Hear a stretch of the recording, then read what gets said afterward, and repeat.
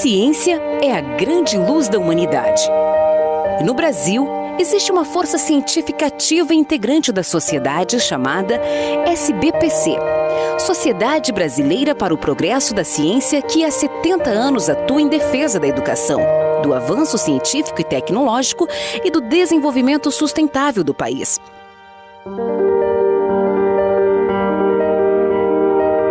A SBPC foi fundada em 8 de julho de 1948 em São Paulo por cerca de 60 cientistas reunidos na Associação Paulista de Medicina.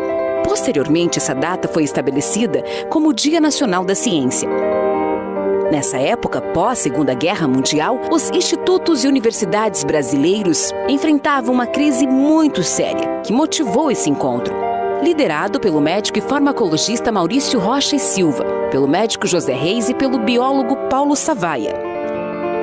Esse movimento tinha a intenção de dar força e representatividade à comunidade científica.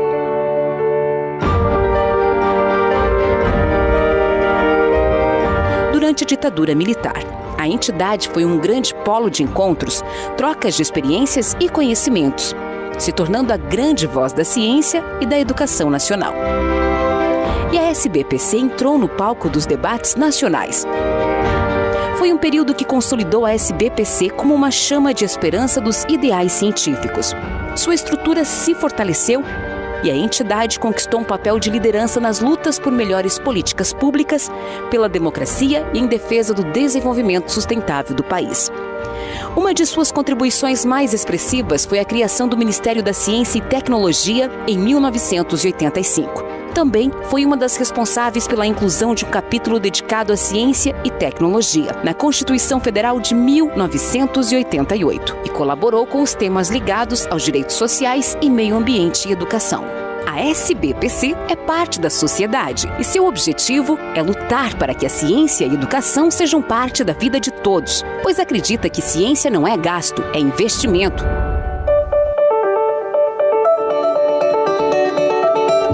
Hoje, a SBPC representa milhares de pesquisadores, estudantes e amigos da ciência e integra mais de 140 sociedades científicas de diversas áreas do conhecimento, muitas delas fundadas no seio da entidade. Seus holofotes estão voltados a 5 pontos principais: colaborar com o desenvolvimento científico e tecnológico do Brasil, lutar pela qualidade e universalidade da educação, defender os interesses dos cientistas, promover a disseminação do conhecimento científico por meio de ações e divulgação da ciência, lutar contra os obstáculos que impedem o progresso da ciência, propondo políticas públicas para o desenvolvimento do país.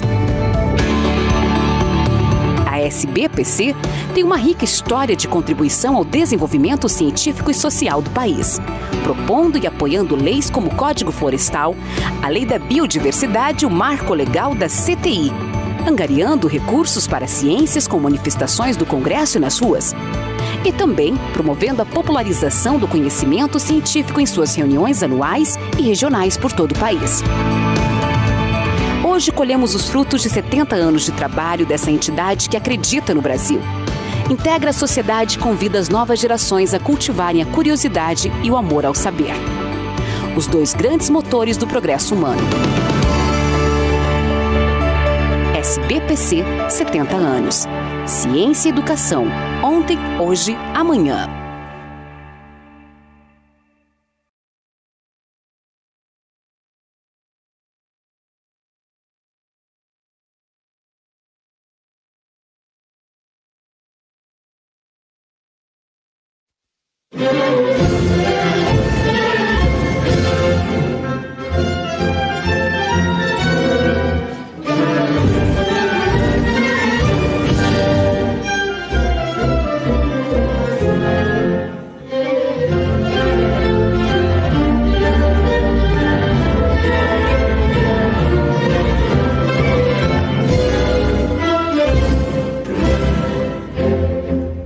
Ouvir a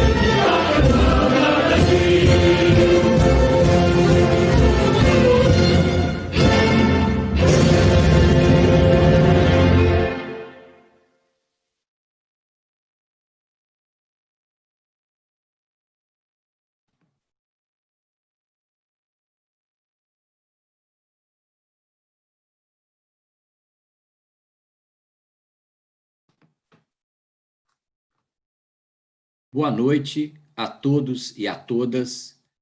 Muito obrigado a todos aqueles que estão nos assistindo pela internet, pelo YouTube, pelo Facebook.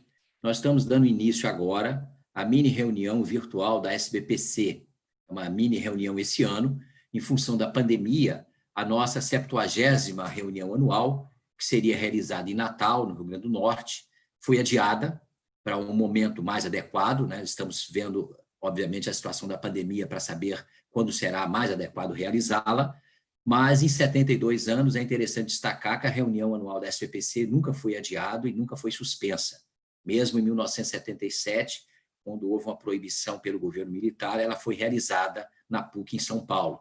Então, nós vamos realizá-la, a 72ª reunião anual da SBPC. Não sabemos exatamente quando, mas certamente a faremos em Natal, no momento adequado, que será informado a vocês. Nós optamos por fazer essa mini reunião anual virtual para poder marcar esse período importante de julho, tradicional da reunião da SBPC. Nós mantemos o mesmo tema, o tema da reunião anual é Ciência, Educação e Desenvolvimento Sustentável para o século XXI. Nós vamos fazer, ao longo dessa semana, uma série de debates, de painéis, de conferências sobre esse tema. Também estamos com vários minicursos que vão se estender até o dia 24, temos 17 minicursos e mais de 2.000 inscritos participando dessas atividades. A cada dia nós teremos uma conferência no final do dia, às 18 horas, e um painel do meio-dia às 2 horas. Na segunda-feira, amanhã, nós teremos um painel sobre a situação da pandemia. À tarde, no final do dia, uma conferência do Dr. Drauzio Varela sobre a questão do SUS e a pandemia. Na terça-feira, teremos o tema, vai ser o desenvolvimento sustentável, o tema da reunião anual, com a palestra do professor Paulo Artacho sobre mudanças climáticas. Na quarta-feira, teremos Educação para os Novos Tempos, conferência do Renato Giannini, e um debate e um painel exatamente sobre esse tema. Na quinta-feira, discutiremos a situação da ciência, tecnologia e inovação no Brasil, com um painel, e no final do dia, uma palestra de Alexandre Quintanilha, que é um cientista português e deputado na Assembleia Legislativa de Portugal. E, na sexta-feira, discutiremos os rumos futuros da pandemia, quais os desafios que temos pela frente, com a participação de economistas, de pessoas das áreas sociais, das áreas médicas, num painel. E, ao final do dia, também um debate com o Cláudio Struckner, da Fundação Getúlio Vargas, e com um pesquisador do Imperial College. Então, essa vai ser a nossa programação da semana. Convidamos vocês a assistirem a essas atividades que estão todas no portal da SBPC, para quem tiver interesse em saber a programação.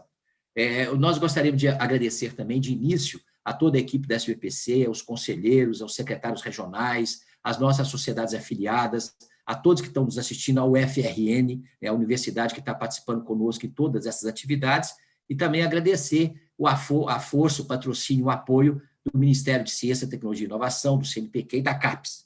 Inicialmente, nessa nossa sessão de abertura, nós teremos o reitor José Daniel Diniz Melo, reitor da UFRN, que fará as suas colocações, em seguida o ministro Marcos Pontes, e ao final eu falarei pela SBPC. Teremos cada um de 7 a 10 minutos, e ao final teremos uma conferência que, por favor, não percam, muito importante, do professor Sérgio Mascarenhas, o grande cientista brasileiro, se dirigindo aos jovens cientistas brasileiros. Encerraremos com o coral infantil e a orquestra da Universidade Federal do Rio Grande do Norte, a quem agradecemos muito, inclusive pelo hino nacional, a belíssima exibição que deu início a essa abertura. Então, eu gostaria de passar agora para o reitor Daniel, agradecendo muito a participação da UFRN e dizer que nós estaremos juntos na nossa reunião anual 72ª, em Natal, no momento adequado. Por favor. Boa noite. Eu gostaria de iniciar essa fala saudando o ministro da Ciência, Tecnologia e Inovações, Marcos Pontes, e a todos os participantes dessa mini reunião anual virtual, na pessoa do professor Ildeu Moreira, presidente da SBPC.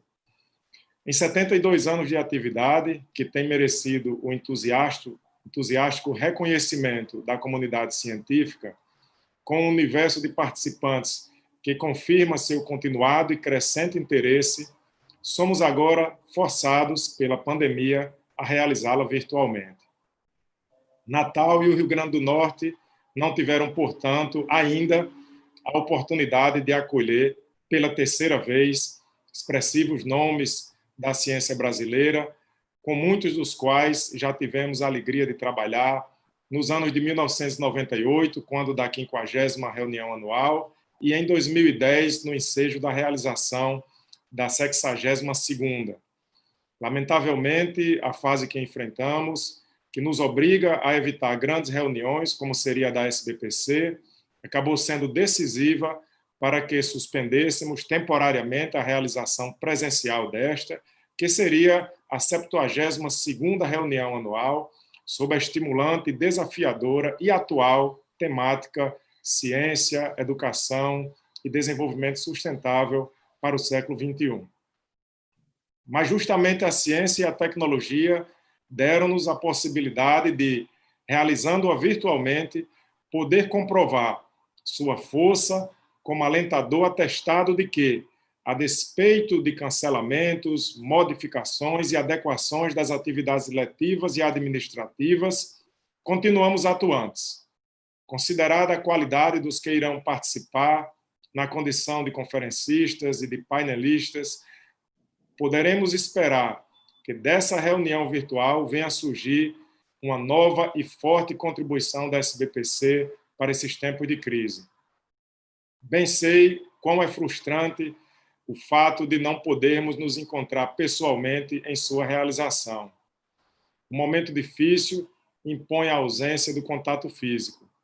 Essa impossibilidade pode até dar a impressão de que diminui o calor humano no reencontro fraternal, que é uma das marcas da Assembleia. Temos certeza de que isso não ocorrerá, pois haveremos de suprir essa dificuldade com o aporte da qualidade científica dos trabalhos e das oportunas intervenções dos participantes.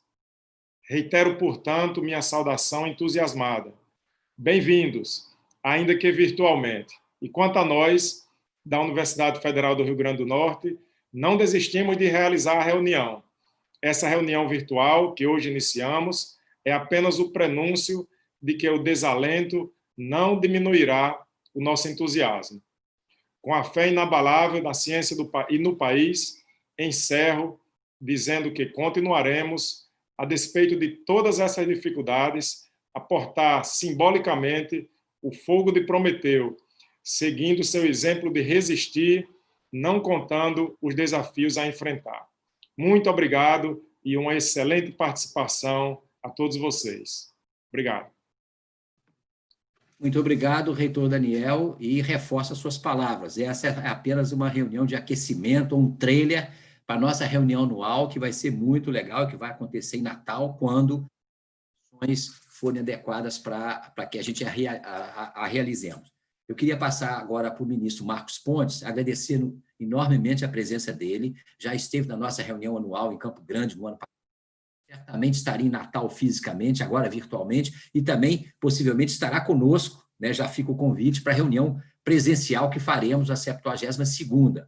Agradecer também muito a oportunidade do diálogo que tem mantido sempre com a comunidade científica. Claro que é fundamental que a gente dialogue sempre, a gente temos diferenças e é natural que as tenhamos, as sociedades científicas ficam o tempo todo cobrando pela educação, pela ciência, pela tecnologia, entendemos também as dificuldades que o Ministério tem, mas, portanto, valorizamos extremamente esse diálogo que, infelizmente, não acontece com outros ministérios, como o MEC, mas a sua capacidade de dialogar com a gente, de interagir com a gente, de apoiar as nossas iniciativas, deve ser registrada e agradecida com muita ênfase. Muito obrigado, por favor, a sua fala.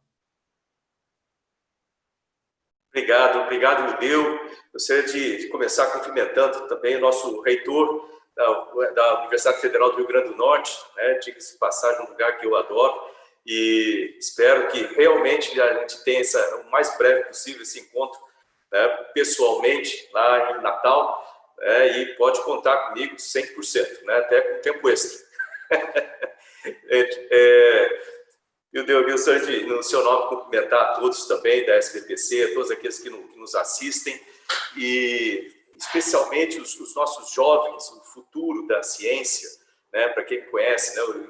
Eu e o Deus já temos uma história longa aí na divulgação da ciência, e a gente sabe da importância que tem, né, de trazer os jovens para esse ramo tão importante, né, do conhecimento, esse ramo tão importante do desenvolvimento econômico econômico, social do nosso país, de todos os países, do planeta como um todo. Tá aí uma das vantagens de ser astronauta, de você olhar um planeta lá de fora, você percebe que não é um lugar tão grande assim, né? É uma espaçonave com 7 bilhões de tripulantes e a gente precisa de muita união para que isso funcione.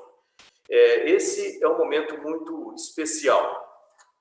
Infelizmente, essa pandemia que atinge o planeta inteiro e faz com que a gente perca tanta gente, eu imagino tantas famílias perdendo entes queridos e assim por diante, isso nos dá uma certa ansiedade de resolver logo o problema e sair dessa situação, mas também a gente percebe a importância da ciência num momento como esse. Mais do que nunca fica claro o quanto que a ciência e a tecnologia elas têm a contribuir para tudo, né? Seja no nosso país, seja no planeta como um todo. E eu tenho tido, vamos dizer assim, a facilidade, né, e a honra de representar o país junto a um grupo de 15 ministros de ciência e tecnologia.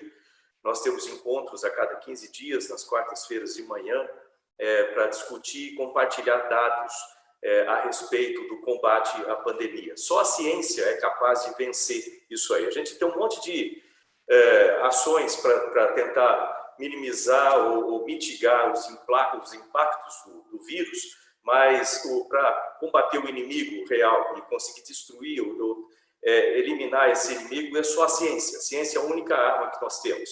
É importante repetir isso, porque não se deve pensar na ciência só como uma coisa emergencial a ser tratada num momento de necessidade. A ciência ela tem toda uma estrutura, ela se faz através, vamos chamar assim, como se fossem tijolinhos que são colocados pelo trabalho de milhares de cientistas ao longo de tanto tempo, e basicamente nós estamos aqui trabalhando no ombro de gigantes, né? E isso tem que ser mantido. É importante ressaltar como que a ciência ela tem essa característica de trabalhar com fatos, trabalhar com parcimônia e trabalhar passo a passo. Na hora da emergência, nós notamos a importância de ali descobrir um remédio de reposicionamento, daqui a pouco vou citar as ações que nós estamos fazendo, uma vacina e etc. Mas para que isso seja possível, tem toda uma infraestrutura que tem sido construída ao longo de tantos anos, você vê, 72 anos aí, esse vai ser o 72º ano da SBPC, dá para se perceber esse tempo todo o trabalho que tem sido feito pelos nossos cientistas, o trabalho que tem sido feito pelas nossas organizações, né? Lembrar da criação do CNPq, da CAPES, do próprio Ministério lá atrás, de todas as nossas estruturas montadas, da FINEP, toda essa infraestrutura que é necessária para que no momento que nós temos uma necessidade, que nós tenhamos meios de acionar rapidamente e responder a isso. Eu tenho muito orgulho de dizer que os nossos cientistas eles têm um reconhecimento internacional e a nossa resposta à crise, ao Covid aqui no Brasil, com todas as nossas limitações orçamentárias, tem sido uma das mais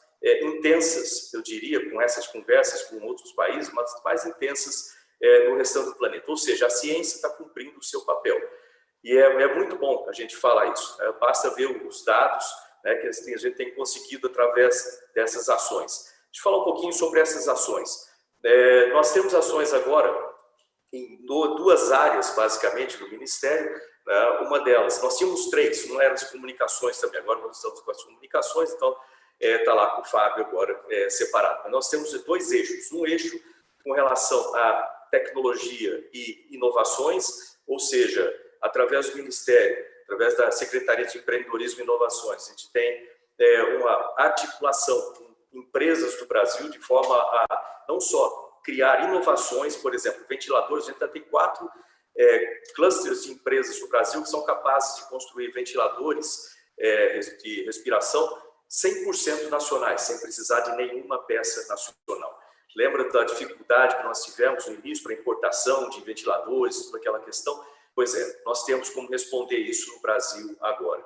Além disso, empresas se juntaram e conseguem entregar, nesses próximos meses, 44 mil ventiladores, graças a esse esforço coordenado através de tecnologia e inovações. Além disso, outra dificuldade que nós tínhamos era a importação de reagentes para testes diagnósticos. Hoje a gente pode dizer que nós temos reagentes desenvolvidos pelos nossos cientistas do Brasil e agora nós estamos investindo para o aumento da produção desses reagentes no Brasil, assim como equipamentos que fazem testes diagnósticos sem reagentes, utilizando luz, né, e o espalhamento do espectro através do conteúdo da amostra. Né? Então, para isso são exemplos de coisas que são feitas. Tem muitos outros exemplos, né, desenvolvidos aí pela área de tecnologia e inovações. Na área de ciência, nós temos aí, essa é a única, vamos dizer assim, é onde nós combatemos diretamente a causa de tudo isso. Nós colocamos como prioridade 4 áreas, na seguinte prioridade. Primeiro, descobrir um remédio de reposicionamento, ou seja, um remédio que já existe nas prateleiras, que pode ser também utilizado contra o Covid. Então, foram testados 2.000 medicamentos inicialmente, lá no Laboratório de Biociências, em Campinas, e de lá, então, reduziu para 5, foram em teste in vitro, em laboratório, e agora estamos fazendo os testes clínicos com pacientes. Eu gosto de ressaltar isso porque é importante notar que nós precisamos ter uma comprovação científica, um protocolo científico tem sido feito, ou seja, não surgiu do nada esse nome, nós estamos usando a nitazoxanida, porque ela apresentou resultados positivos em todos os testes feitos pelos nossos cientistas e pesquisadores, e agora a gente precisa comprovar se funciona ou não.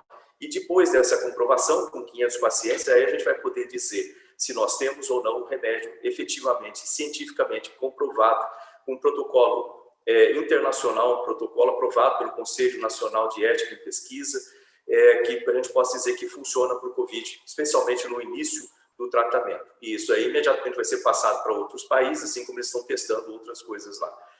A nossa prioridade, então, descobrir um remédio de reposicionamento, aumentar a quantidade de reagentes, ou seja, a quantidade de testes diagnósticos no país, também tem sido feito. Terceiro, vacinas, desenvolvimento de vacinas no país. Mas nós temos vacinas sendo desenvolvidas em outros lugares. Sim, mas é bom lembrar que o país ele tem uma capacidade muito grande em desenvolvimento e produção de vacinas. Nós podemos contribuir com o restante do planeta nesse desenvolvimento. E como vírus, eles têm mutações, nós precisamos trabalhar com as mutações e os vírus que tem no país. Então, nós estamos aí com 15 estratégias diferentes sendo financiadas, né, para vacinas no país. E além de apoiar também outros movimentos internacionais para produção de vacinas. Quarto lugar, nessa prioridade, é a patogênese, como que essa doença funciona. E não se pode esquecer, de maneira nenhuma, de fazer um diagnóstico do que aconteceu ao longo, tem acontecido durante essa pandemia. Né? Isso é comum, é importante para quem trabalha com estratégia, e a ciência ela sempre trabalha com planejamento e estratégia, do que a gente vai fazer nas próximas pandemias. Essa é a má notícia, né? Que, vamos dizer assim, essa não vai ser a última, vão acontecer outras, então descobrir o que estava errado, o que a gente pode melhorar para enfrentar de uma forma mais correta ou mais eficiente as próximas pandemias. Então, nós temos já uma série de ações a serem coordenadas no Ministério para isso, desde coordenação com indústrias de fármacos para aumentar a produção de IFAs, né, insumos farmacêuticos no país, até a construção de um laboratório nível 4, né, um NP4 aqui no Brasil, né, de proteção biológica. Então, isso também está nos que nós já contratamos o projeto, contratamos no nível 3, contratamos o projeto no nível 4, e agora vai ser uma corrida agora para o orçamento do nível 4. Alguém pode falar que custa caro fazer um laboratório nível 4, mas eu duvido que se essa pessoa analisar a quantidade de mortes, a quantidade de toda a dificuldade que se aparece durante uma pandemia, eu duvido que qualquer um pode dizer que esse investimento não é um investimento que vale a pena. Então, a gente vai buscar esses investimentos, é um investimento alto, mas vale muito a pena. Nós temos então, toda essa estratégia foi feita, não foi feita por mim, é bom ressaltar isso, essa estratégia toda foi feita no Ministério de Ciência, Tecnologia e Inovações, graças ao trabalho da Rede Vírus, antigamente era MCTIC, agora Rede Vírus MCTI, que foi criada lá em fevereiro, antes de começar a aumentar toda essa questão da pandemia no Brasil, e são esses cientistas, esse grupo de cientistas que nos dá, através ali do Marcelo Morales, que é o nosso secretário, né, de pesquisa, através dele ali a gente tem essas informações e as diretrizes do que fazer. É importante ressaltar uma coisa que o Deu falou, que é importante trabalhar juntos, né?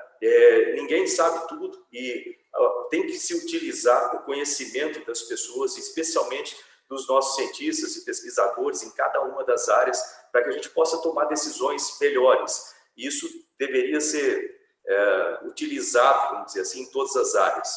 Mas, pelo menos no Ministério da Ciência, Tecnologia e Inovações, isso a gente faz questão de ressaltar esse trabalho.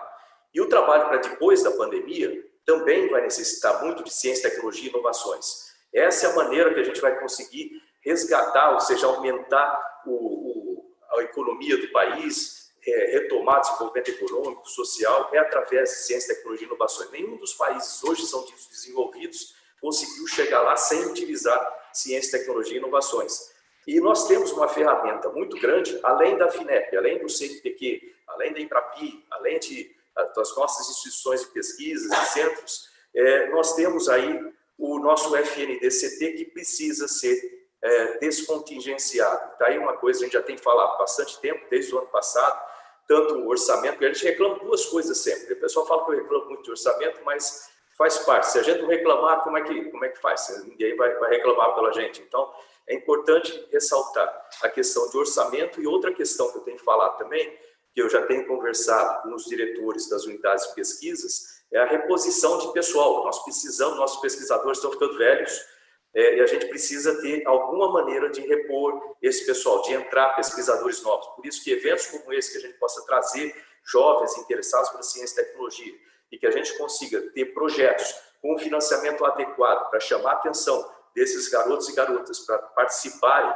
isso é muito importante. Além disso, eu já falei com o Ministério da Economia, a gente está trabalhando junto para achar soluções para ter novos pesquisadores contratados, porque a utilização simplesmente de bolsas do CNPq como uma maneira paliativa de se ter pesquisadores trabalhando nos institutos, isso não funciona para sempre. A gente precisa achar uma solução perene para isso. Então, tem sido trabalhado com os pesquisadores, com os diretores e especialmente com o CGE, para achar uma maneira de se desenvolver isso em conjunto.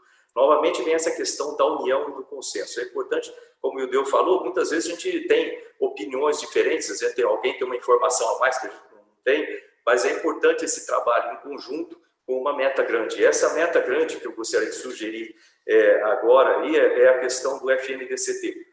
A gente precisa trabalhar juntos, eu estou falando aqui, eu estou olhando para o reitor também, nós assistindo, né? Isso é uma coisa que afeta não só ciência, tecnologia e inovações, nosso ministério, mas também, né, as universidades, porque grande parte da pesquisa é feita nas universidades. Se a gente conseguir destravar, vamos chamar assim, o FNDCT, pelo menos de uma forma mais adequada, ou que seja mais condizente com as necessidades do país, as demandas que a gente tem, certamente as pesquisas das universidades, a infraestrutura das universidades também pode e vão ser melhoradas também. E esse fundo foi feito para isso, né? E eu não vejo sentido que o fundo ficar preso lá, né, para reserva de contingenciamento, como eu já falei muitas vezes, eu vou continuar a repetir, e é importante ver, eu gostaria também de ressaltar a participação do Congresso, que tem nos ajudado bastante nisso, que compreende a importância da ciência e tecnologia, né, e do próprio, para falar a verdade, tem que ter todo um conjunto de pessoas que têm trabalhado com isso, são empresas que também veem a importância, como vê nos Estados Unidos, por exemplo, as empresas, elas apoiam muito esse tipo de iniciativa, porque elas sabem que o incentivo à pesquisa básica vai ter como retorno, né, mais capacidade de produção, mais profissionais, mais produtos de tecnologia, mais serviços de tecnologia, assim por diante. Então, isso é bom para o país inteiro.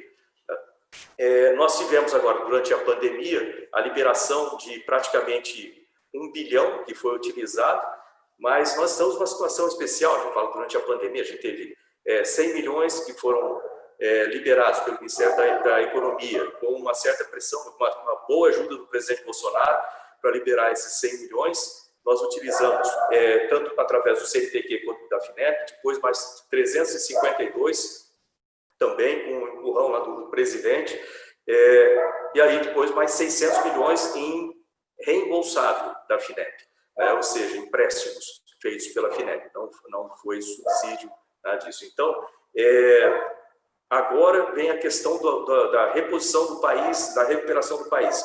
Novamente, a ciência, tecnologia e inovação, através do uso do FNDCT, é a maneira mais lógica da gente retomar isso. E para isso a gente precisa, todo mundo precisa falar na mesma língua, né? A gente precisa levar essa mensagem para todos os lugares. E para isso eu também conto com as universidades, né, que são uma força muito grande do país, e as universidades estão aí para produzir ideias, justamente, né? Então, eu também estou contando com as universidades, com todos os centros de pesquisas, com todas as empresas que trabalham com ciência e tecnologia, com todos os parlamentares que têm uma noção a respeito de como recuperar o país, da importância da ciência e tecnologia, e assim por diante. E também com vários ministros e com o presidente da República empurrando. Então, é uma questão de destravar realmente esse conceito que foi criado de colocar o FNDCT como reserva de contingenciamento, quando, na minha opinião, ele seria muito mais útil e teria um retorno muito maior, né? Como a gente diz, recurso para ciência e tecnologia não é gasto, é investimento, e esse investimento através do FNDCT é a resposta que a gente pode dar para o nosso desenvolvimento. Eu não vou me alongar muito mais, porque a gente fica falando disso aqui, eu falei que eu ia falar pouco, viu, Deus, desculpa aí, mas que eu tinha que dar esse recado aí do FNDCT e falar dessa importância, né? Tem logo mais agora uma palestra do professor Sérgio Mascarenhas, que eu acho que é um dos cientistas aqui mais renomados do país, que eu tenho a honra de ter trabalhado um pouquinho com ele na USP em São Paulo, em São Carlos, né? E é uma pessoa que eu admiro demais, e eu acho que para os jovens aí que não conhecem ainda o professor Mascarenhas, prestem atenção, né? Que é uma pessoa que realmente inspira o desenvolvimento e vencer as dificuldades que a gente tem em ciência e tecnologia. Então, é isso, gente. Eu queria agradecer muito, né, a todos vocês, parabenizar a SPPC por realizar esse encontro virtual e dizer que eu estarei presente, sim, com muita honra, muito orgulho, lá em Natal, né, ao vivo e a cores, né? Mas tá aí, a tecnologia está ajudando até isso. Se não tivéssemos essa tecnologia, não seria possível isso aí. Então, é isso, gente. Grande abraço a todos vocês, sucesso, muito obrigado aí, né? E que se tudo der certo, para o ano que vem a gente vai ter esse FNDCT liberado. Esse é o nosso objetivo. Obrigado. Muito obrigado, ministro. E essa luta do FNDCT, que eu vou comentar em seguida, é a nossa luta comum esse ano com força. Temos de mudar, ministro, como o senhor mencionou aí, a Terra é redonda, né, contra os terraplanistas, que imaginam que a Terra é plana, também tem os terraplanistas da economia. Nós temos de demovê-los, né, que a economia é uma coisa muito mais importante, levar em conta também os interesses maiores do país do que apenas interesses localizados. Então, o FNDCT é certamente uma briga importantíssima desse ano que vamos levar juntos. Bem, agradecendo muito a sua fala, eu vou fazer agora alguns comentários mais gerais, porque a SPPC, a cada vez que faz a sua reunião anual, faz um certo balanço do que está sendo feito e do momento. Eu vou tentar ser breve para manter o tempo, portanto, vou ser muito telegráfico em alguns aspectos, que certamente tem muitos temas mais amplos que a gente deveria tratar com mais cuidado. Mas eu vou mencionar aqui, a SPPC tem sempre se manifestado, discutido com as outras entidades, todas as questões relativas à educação, à ciência e tecnologia, ao meio ambiente, as questões maiores do país, e isso a gente tem sempre se manifestado e temos realizado muitos debates, como fizemos agora recentemente no Dia Nacional da Ciência, e aí as pessoas podem ter acesso no nosso portal, nessas manifestações, atividades, estudos que a SPPC tem produzido. Bem, em primeiro lugar, eu gostaria de deixar aqui, inclusive, nós estamos vivendo um momento de uma crise muito grande, né, sanitária, econômica, social, e deixar aqui o nosso pesar pelos 72 mil mortos, né, os familiares que perderam entes queridos nessa pandemia, né, que, de certa maneira, fundamentalmente o país com 1.800.000 infectados, e, infelizmente, ainda num platô, em vários lugares crescendo, como no sul do país, no centro-oeste, Minas Gerais. Então, certamente, temos que fazer um esforço gigantesco. Valorizamos o esforço do MCT, MCTI, quer dizer, eu já estava voltando, quase tirando o I, né, mas o esforço do MCT nessa direção, na busca de recursos, mas falta e carece, nós temos criticado isso com outras entidades da área da saúde, entidades médicas, falta um planejamento nacional adequado de enfrentamento. E o Ministério da Saúde, nesse momento, não está cumprindo o papel adequado de orientação nacional de um plano, dada a gravidade da questão que nós temos colocado.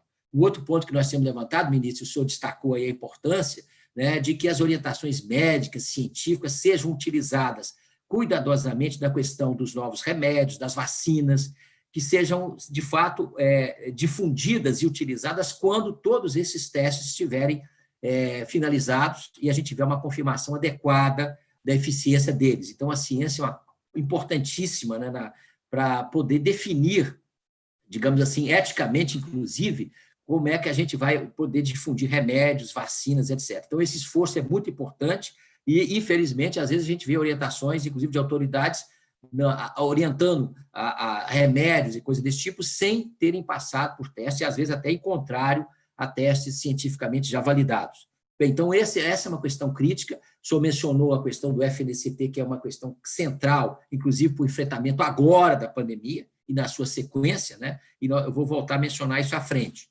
Um segundo ponto que eu queria mencionar é que a SBPC tradicionalmente também faz homenagem nas suas reuniões anuais. Infelizmente, esse ano nós não podemos fazer nessa reunião virtual, faremos na nossa reunião presencial, mas eu queria registrar alguns cientistas brasileiros importantes que a gente está homenageando esse ano, aqueles que fizeram centenário esse ano, como Florestan Fernandes, grande sociólogo, Celso Furtado, grande economista brasileiro, Otto Gottlieb, químico, Ana Primavesi, né, uma das pioneiras da agricultura orgânica e da agroecologia. Então, são todos cientistas que estão fazendo seus centenários e que a gente, tradicionalmente, rememora o papel que eles tiveram para a ciência e para o país. Então, é importante a gente registrar isso. E também o pesar pelo falecimento recente de 2 grandes cientistas brasileiros, aliás, 3, né, um engenheiro também importante, Ricardo Rodrigues, né, que atuou muito no Sirius, muito importante para o Sirius, físico e engenheiro, o Ângelo Machado, que foi da direção da SBPC, um grande biólogo, com atuação importantíssima na divulgação da ciência, que também faleceu recentemente, e mais recentemente Roberto Salmeron, um grande brasileiro, que estava radicado na França há muitos anos, porque foi para lá por causa do exílio, mas que nunca deixou de apoiar os brasileiros. Fizemos recentemente, inclusive, um debate com a Academia, com vários outros colegas, sobre a importância do trabalho do Roberto Salmeron. Então, gostaria de deixar esse registro, porque é importante a gente reconhecer o mérito daqueles que fizeram muito pela ciência brasileira. Eu queria mencionar agora rapidamente alguns aspectos de momentos, de situações que nós estamos vivendo, até para que a comunidade que está nos ouvindo se junte a nós nessa luta pela ciência e tecnologia, pelo meio ambiente, etc. Começando com a educação, a gente viveu aí momentos gravíssimos na educação, né, com o ministro, né, com uma gestão catastrófica e, inclusive, destrutiva em vários aspectos. Agora temos um novo ministro, vamos aguardar, né? Porque o nosso papel é aguardar que as políticas sejam implementadas corretamente. E o nosso papel é cobrar, criticar, apoiar, levar propostas construtivamente, e estamos, portanto, com expectativa que o MEC, pelo menos, mude de um rumo muito ruim que estava tendo nos últimos tempos. Eu queria mencionar, particularmente dentro do MEC, nós fizemos uma atividade ontem muito bonita, ministro Marcos Pontes, sobre os 69 anos da CAPES. Tivemos a presença de vários ex-presidentes da CAPES, né, que foi criada pelo Anísio Teixeira, que foi presidente da SBPC, né, então é muita honra e muita satisfação nossa, um grande educador brasileiro, e Anísio Teixeira, ao criar a CAPES, trabalhou muito integralmente. Que é importante que essas 2 agências existam independentemente, como, aliás, no ano passado tentaram fundi-las e fomos contra, né, e mantivemos as 2 agências. É importante que elas sejam mantidas independentes e com recursos, né. A CAPES, esse ano, está com uma redução de recursos de mais de 20%, o presidente da CAPES comentou ontem, inclusive, isso conosco, no debate, portanto, isso afeta muito o papel muito importante da CAPES na pós-graduação e também na educação básica, na formação de professores para a educação básica, nos programas tipo PIBID, na Universidade Aberta do Brasil, que tem um potencial imenso para a gente fazer a educação à distância de qualidade. É importante que a gente a pratique, mas, obviamente, dentro dos critérios que ela seja um instrumento para o ensino e não um instrumento apenas de lucro.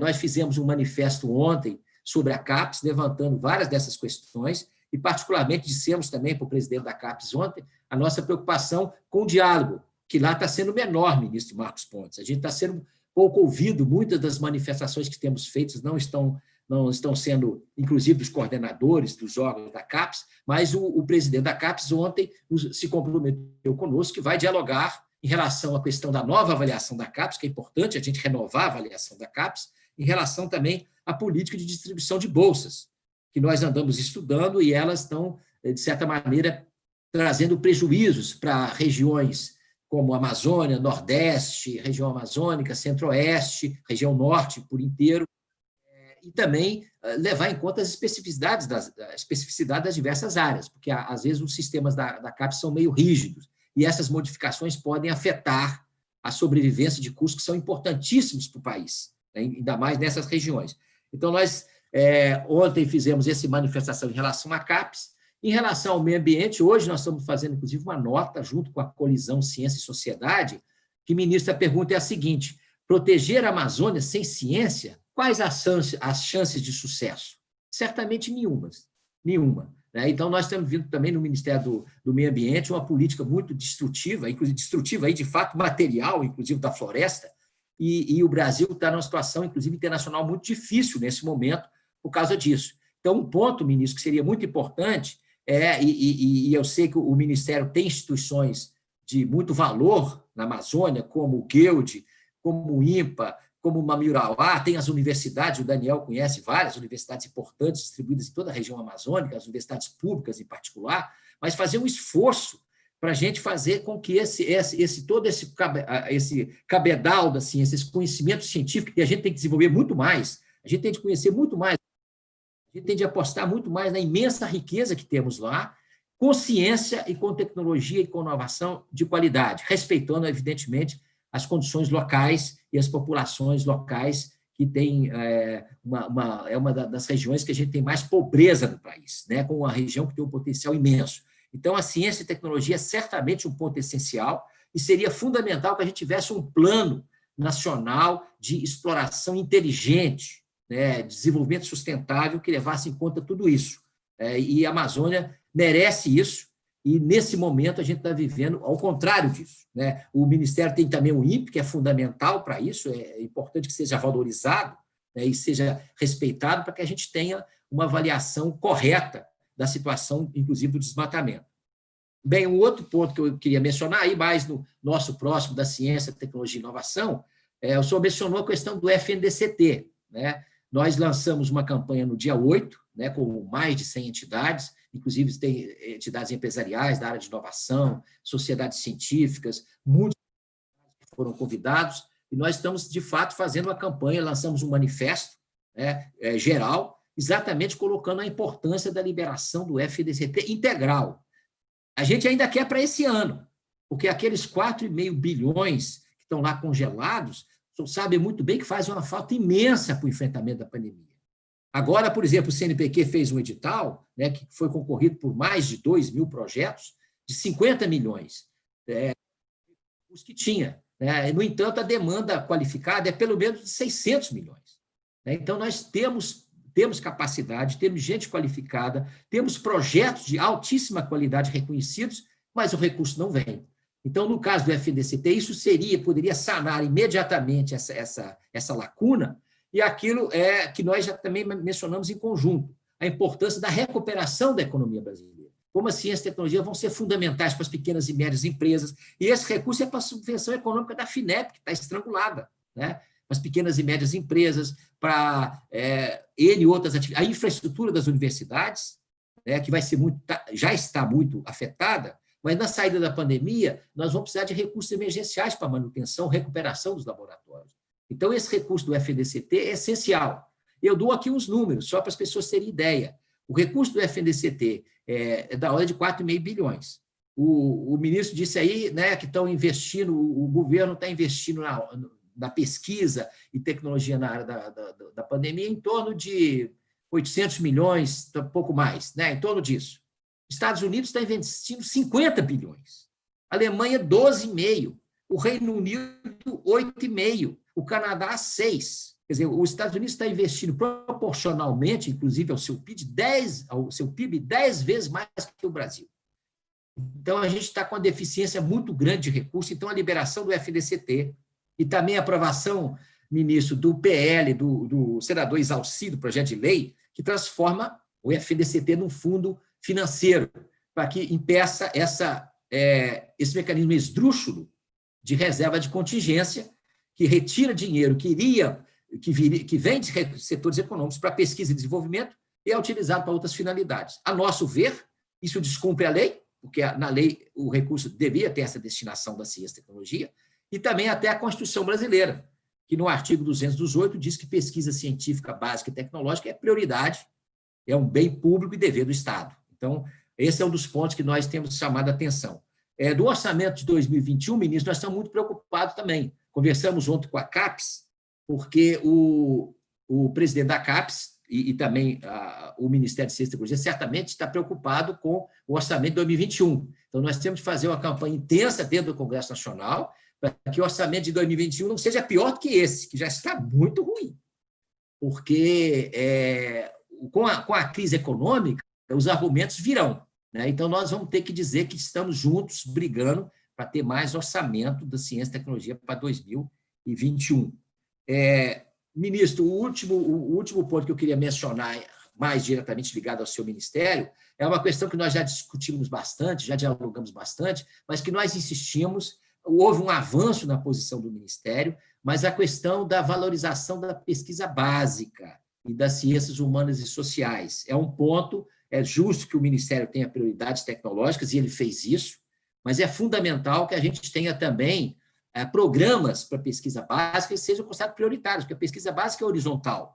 Por exemplo, o edital universal é fundamental, os INCT são fundamentais, o programa de iniciação científica é fundamental, as bolsas de pesquisadores também são um mecanismo muito importante. Então, a pesquisa básica tem, no mundo inteiro, o que ela funcionou bem era ser livre.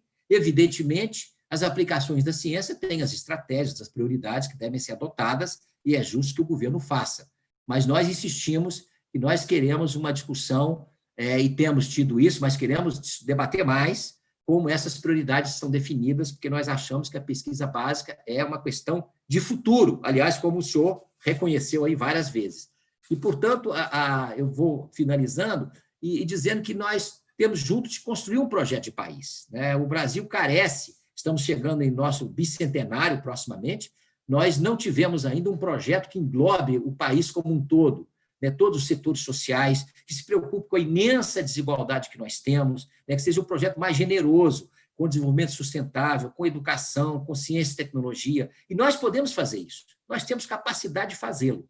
Agora, para isso também existem alguns valores que são muito importantes, que nós estamos preocupados, que é o da democracia, ao respeito à Constituição brasileira, que nós lutamos tanto para tê-la, o respeito à legislação, ao Congresso Nacional, e por isso a SBPC tem feito parte de vários movimentos, Brasil pela Democracia, e pelo Brasil, que eles também defendem um valor central, que para nós é muito caro, porque a ciência, a tecnologia e a educação também tem que funcionar num ambiente em que as pessoas tenham liberdade de expressão, liberdade de pesquisa, liberdade de atuação, e, portanto, a democracia é um valor essencial para a cidadania, para o país e para todos nós cientistas.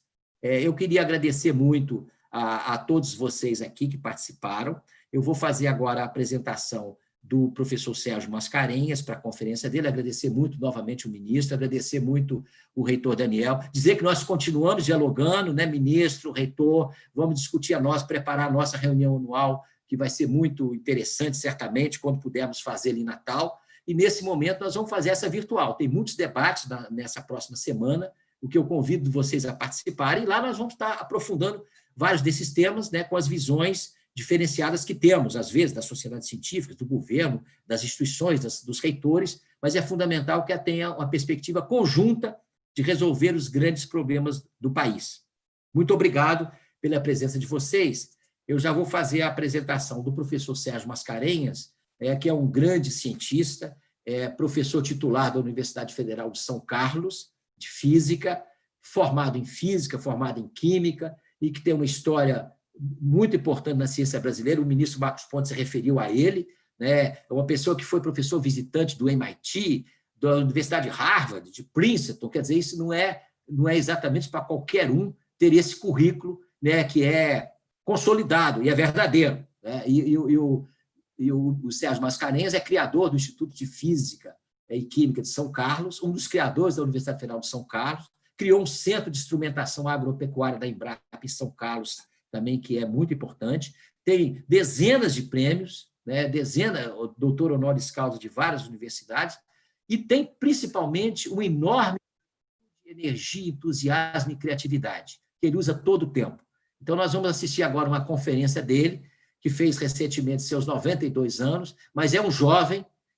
O título é um velho cientista falando para os jovens cientistas, mas eu diria, é um jovem cientista falando para outros jovens cientistas brasileiros. Então, muito obrigado ao professor Sérgio Mascarenhas e vamos à conferência dele. Depois, nós vamos fazer encerramento, vai ser com coral infantil e orquestra da UFRN. Agradecer muito ao Daniel, que, por favor, agradeça ao coral, agradeça à universidade. Vocês não percam, porque é belíssimo o encerramento musical que nós vamos ter aqui da nossa abertura. Muito obrigado.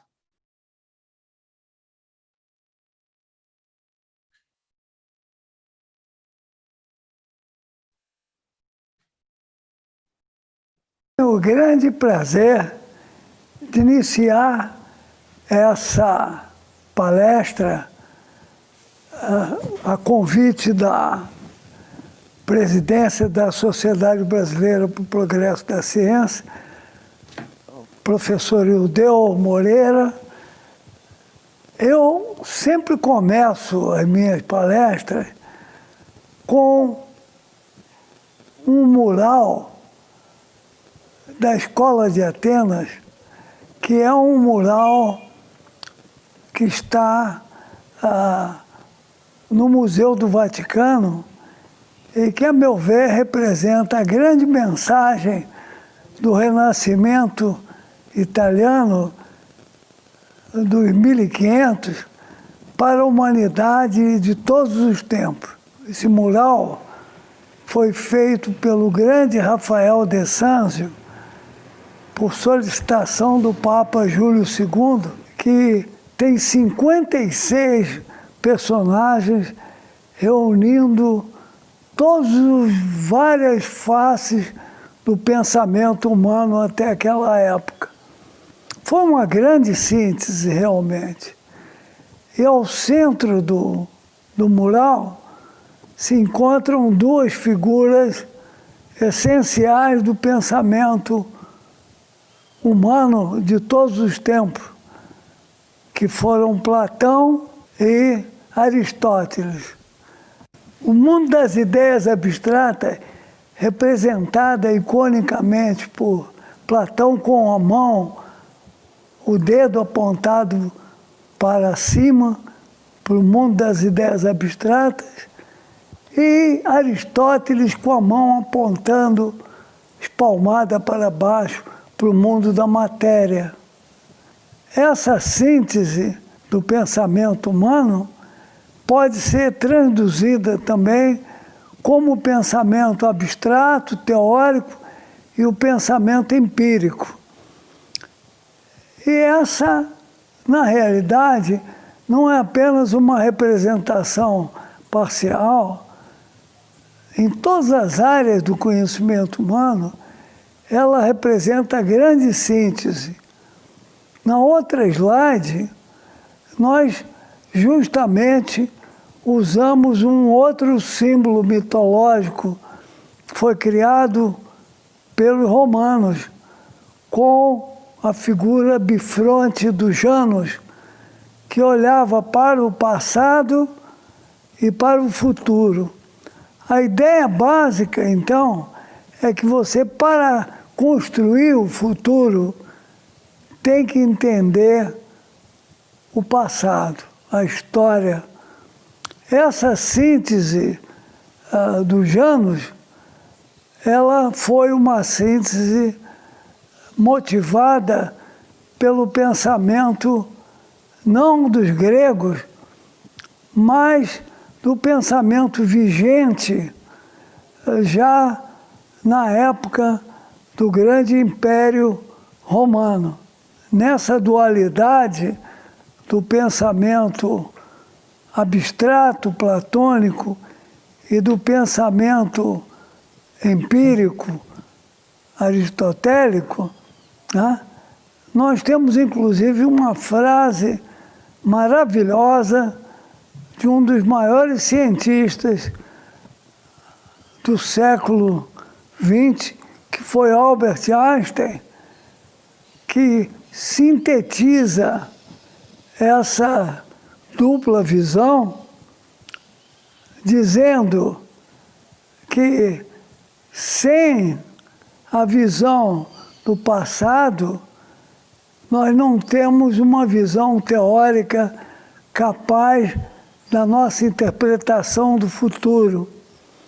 Portanto, a separação entre a interpretação teórica, abstrata, das ideias platônicas e a exigência da comprovação experimental aristotélica, que comprova a teoria, é essencial.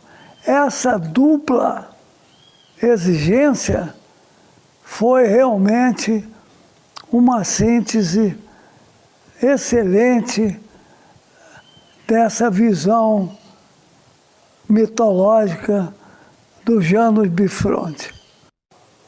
Na sequência, nós damos um salto até a Revolução Francesa, com o aparecimento do contrato social, que foi explicitado por esses grandes pensadores, foram Rousseau e Adam Smith. O Rousseau explicitou o contrato social entre a população em geral e o indivíduo, e o Adam Smith, pensador inglês, estruturou o relacionamento com as trocas que se fazem através desse grande veículo, que é o veículo principal do capitalismo, que é o dinheiro, é o escambo, é a troca de valores do trabalho para o senhor, do que constituiu depois, numa visão bem mais tarde, por Marx e pelo socialismo, do conceito da mais-valia, em que você troca o seu valor de trabalho pela dependência com o senhor. Essa troca do contrato social é tão drástica que ela permite que a sociedade, inclusive, tenha poder total até sobre a vida do indivíduo. Você pode condenar um indivíduo à morte. Você nunca poderia fazer isso numa visão individualista. A vida é o grande valor humano de todos os tempos. No entanto, a sociedade, estruturando um contrato social de dependência do indivíduo com a própria sociedade, ela chegou a esse máximo de que você poderia, inclusive, ter poder absoluto sobre a vida da pessoa. No outro slide, nós mostramos brevemente um resumo do que aconteceu com os caminhos de ciência e tecnologia que foram trilhados a partir do Newton, na Inglaterra, em Cambridge. Aliás, de uma maneira muito curiosa, também numa pandemia, o Newton se retirou para casa de Cambridge e lá ele formulou a teoria da gravitação, que foi realmente uma das maiores revoluções científicas de todos os tempos.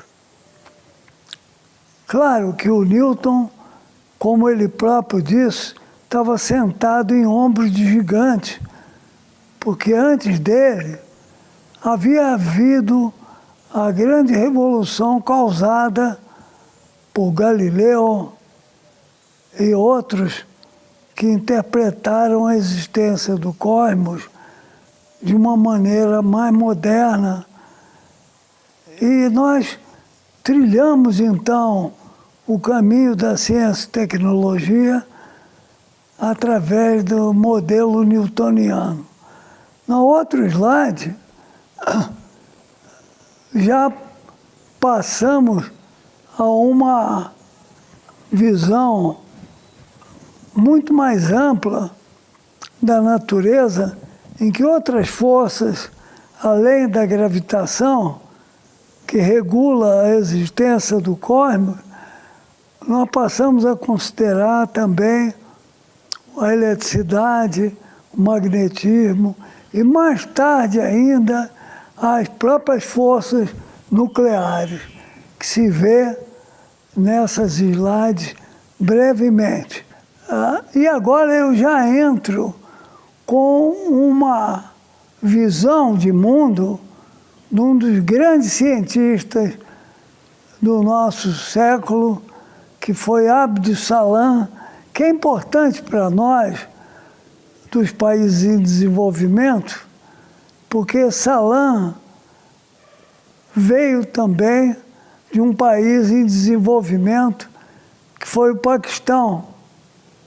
E ele tinha uma visão muito clara de que o caminho obrigatório, o caminho real para o progresso da educação, da ciência, da inovação em países em desenvolvimento, seria exatamente a apropriação da ciência e da própria educação através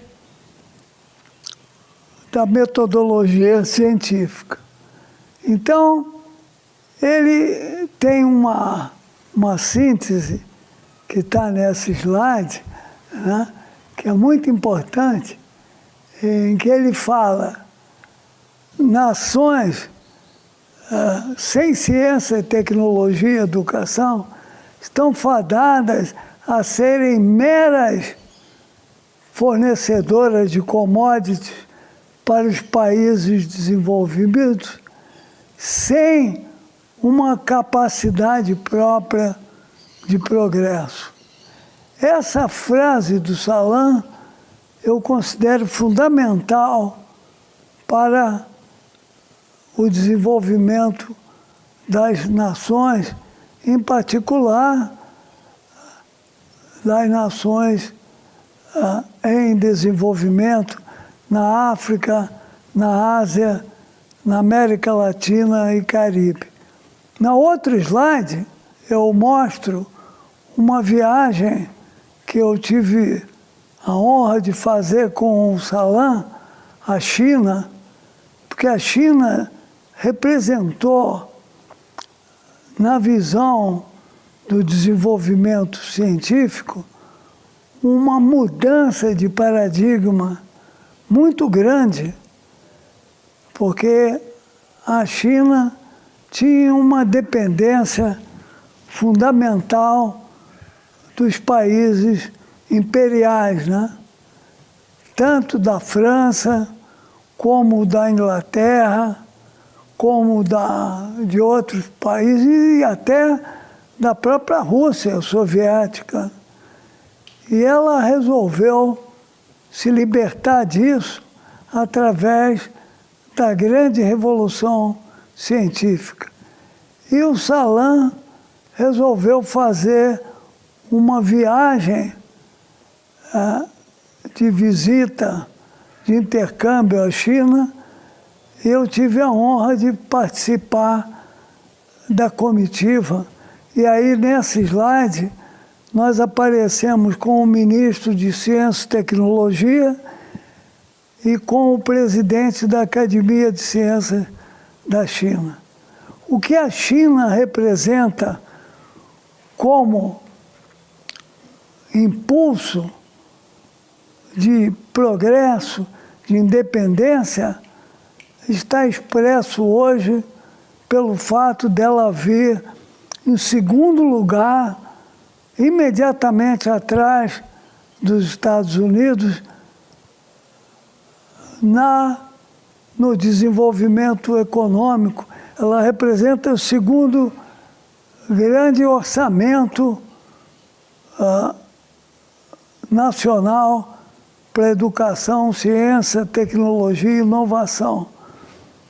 Essa mensagem é dirigida aos jovens cientistas brasileiros, porque nós sentimos, nós da SPPC, da Academia Brasileira de Ciências, dessa grande comunidade que se juntou ao grande Abdus Salam para provocar uma verdadeira revolução ideológica em prol da educação, ciência, tecnologia, como libertadora do subdesenvolvimento humano, causa da concentração da riqueza e dos bolsões de pobreza que nós encontramos nos países dependentes. E, segundo Schumpeter, é fundamental a criação da inovação por esses países para que eles possam trilhar o caminho da independência e não apenas da importação de tecnologias dos países avançados. Essa foi a grande luta de Abdus Salam, é a grande luta da China atual, é a luta que cabe à América Latina, à África, e não apenas como missão de libertação dos povos desse país, mas como fonte de desenvolvimento de toda a humanidade. Esses conceitos fundamentais precisam ser acompanhados para essa mensagem que é dirigida aos jovens cientistas, mulheres e homens, com uma mensagem esclarecedora necessária. Essa mensagem é ilustrada por essa outra slide, em que nós mostramos dois conceitos fundamentais. Primeiro é o conhecimento. São insumos que nós adquirimos da natureza através da experimentação. E como que nós utilizamos essa interação com a natureza? Nós utilizamos para nos apossar da realidade através da cognição com os neurônios que constituem o nosso sistema cerebral. Então, é importante separar conhecimento, que está nas enciclopédias, está na natureza, da cognição, que é a apropriação do conhecimento através da interação com a natureza, através dos sentidos. A outra visão integradora é de você poder integrar as ciências básicas com essas tecnologias que foram se juntando para o progresso industrial da humanidade. E aqui nós podemos usar um resumo iconográfico que foi feito pelo um grande cientista argentino, Jorge Sábato, em que você tem um triângulo, que é o triângulo de Sábato, em que você vê a interação entre o Estado, as empresas e as universidades, a academia. Elas têm que interagir para produzir conhecimento útil para a humanidade. Eu completo esse triângulo de Sábato com o que eu chamo um modelo tetraédrico, em que você, além disso, tem que promover o pensamento estratégico entre esses três elementos sociais, do Estado, das empresas e o pensamento acadêmico da ciência básica. Sem um planejamento estratégico de Estado que leve a políticas a longo prazo, políticas de Estado e não apenas políticas de governo, você não consegue um progresso duradouro e com uma visão mais ampla. No outro slide, nós passamos a ver o resultado dessa evolução de interações muito mais amplas em política de Estado, em que você tem uma verdadeira multiplicidade de interações e começa a fazer as novas fronteiras, a erguer as novas fronteiras das tecnologias modernas para a construção da humanidade. Isso veio a afetar profundamente toda a estrutura econômica, eu diria, de toda a humanidade, com o meio ambiente, a existência de grandes cidades, a logística, começou uma mudança drástica em que você começou a afetar a própria fronteira da estabilidade ambiental do próprio planeta Terra. Na outra slide, nós vemos que essa junção de muitas variáveis levou um grande pensador moderno, um físico, que foi o Murray Gell-Mann, descobridor do quark, uma das partículas fundamentais da natureza. Ele chegou à conclusão, apesar de ter ganho o prêmio Nobel na área de partículas elementares, que o mais importante seria nós encararmos a evolução da humanidade numa visão bem mais ampla do que ele chamou a complexidade da interação entre todas as variáveis que compõem a vida humana.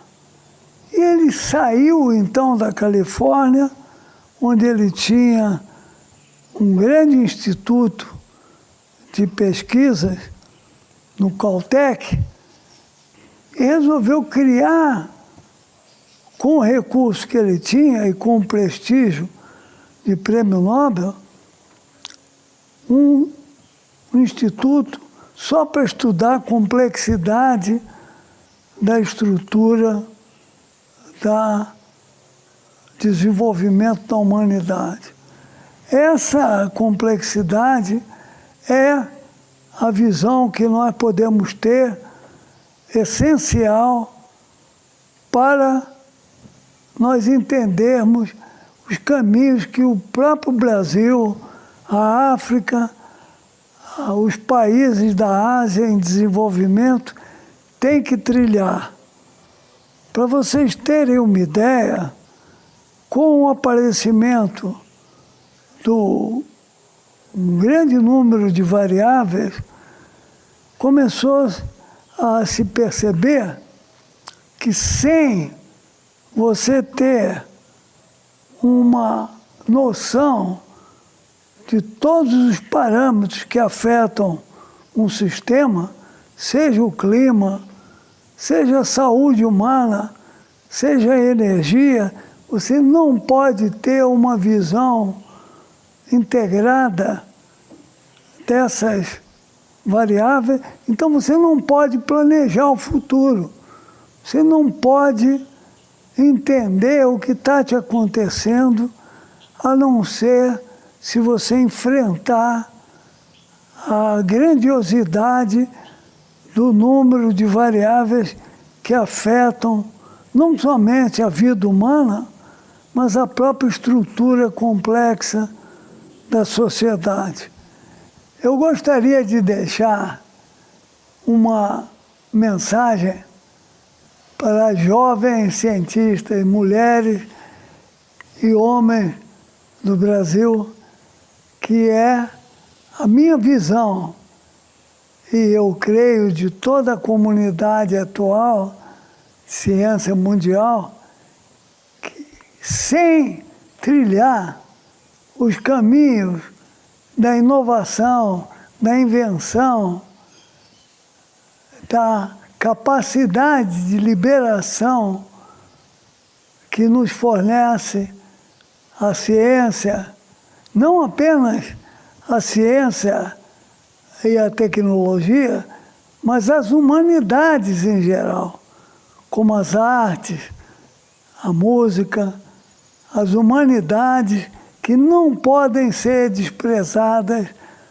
para um equilíbrio de valores adequados pela humanidade. Então, a nossa mensagem, sobretudo para a jovem mulher brasileira cientista que precisa ocupar o seu lugar numa sociedade que, infelizmente, tem se revelado altamente machista, né? Altamente racista. Nós precisamos nos liberar dessas verdadeiras pechas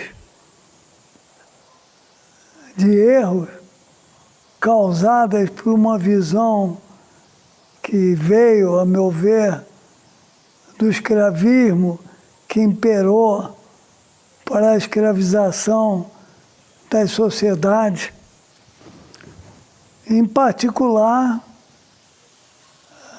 do trabalho escravo, né? Se nós olharmos o progresso, só tem um caminho para o país, para a América Latina, para a África, para a Ásia, que é o caminho da educação, da ciência, da tecnologia e do humanismo. Não podemos desprezar o humanismo e não podemos desprezar a força que tem as mulheres na nossa sociedade. Infelizmente, a nossa sociedade tem sido uma sociedade tremendamente machista, escravista. Isso é altamente impeditivo do progresso geral da humanidade. E a Sociedade Brasileira para o Progresso da Ciência está aí para lançar esse chamado às jovens cientistas brasileiros, em particular as jovens mulheres brasileiras.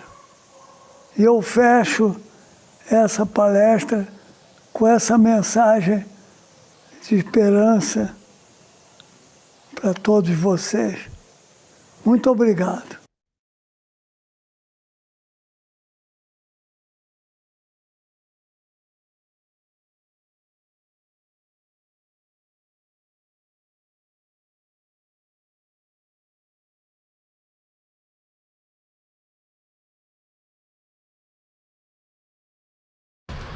O mundo não é mais o mesmo, é verdade. Mas o que não mudou foi a nossa capacidade de manter viva a esperança. Em tempo de poucos abraços, a música nos possibilita acolher e ser acolhido, alivia o coração inquieto e nutre a nossa alma com esperança.